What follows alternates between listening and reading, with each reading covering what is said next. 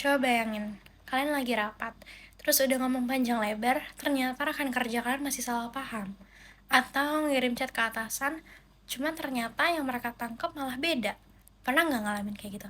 Tenang, hal kayak ini tuh memang cenderung sering terjadi. Kenapa? Karena satu hal, komunikasi yang tidak efektif.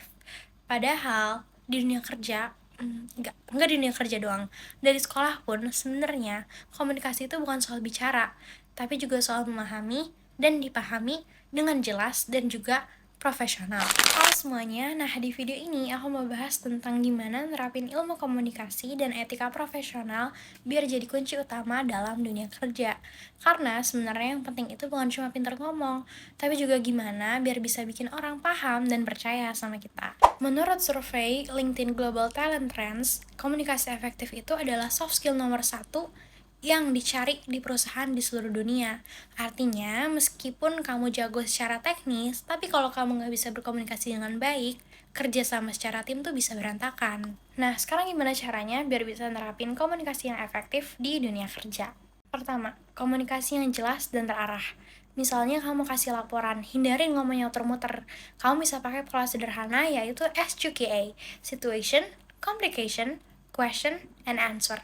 Maksudnya apa? Misalnya, kalau kamu laporan ke atasan, kamu bisa jelasin dulu situasinya. Terus masalahnya di mana? Pertanyaannya apa? Lalu beri jawabannya. Nah, dengan cara ini, rekan kerja atau atasan kamu bisa langsung nangkep intinya. Etika itu penting banget. Kadang bukan isi pesannya yang salah, tapi cara penyampaiannya.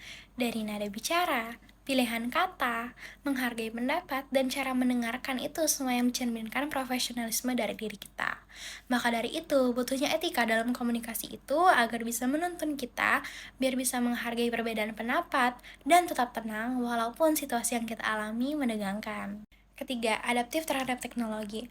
Sekarang, komunikasi itu nggak hanya terjadi tatap muka, tapi juga bisa melalui email, Zoom, dan jenis media sosial lainnya.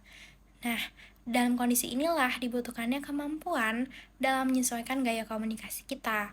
Misalnya, tetap bisa terlihat profesional melalui teks dan gak terkesan kaku. Atau bisa tampil percaya diri depan kamera seperti yang lakukan sekarang.